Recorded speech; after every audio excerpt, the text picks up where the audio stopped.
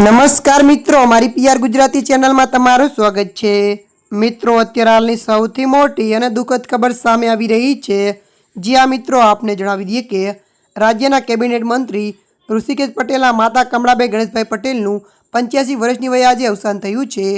ત્યારે મિત્રો વધુ આપને જણાવી દઈએ કે આજે સાંજે 5 વાગે કમળાબેનના અંતિમ યાત્રા વિસનગરના થલોટા રોડ ઉપર આવેલા હરિદ્વાર સોસાયટીથી નીકળીને સિદ્ધપુર મુક્તિધામ પહોંચી હતી। ત્યારે મિત્રો મળતી માહિતી અનુસાર વધુ આપને જણાવી દઈએ કે જ્યાં તેમના અંતિમ સંસ્કાર કરવામાં આવ્યા છે।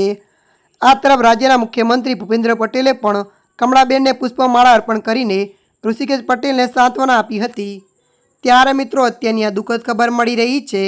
ત્યારે મિત્રો હાલ માટે આટલું, મળીશું નવી અપડેટ સાથે। જો તમને અમારો વિડીયો પસંદ આવે લાઇક, શેર અને સબસ્ક્રાઈબ કરી નાખજો। ધન્યવાદ।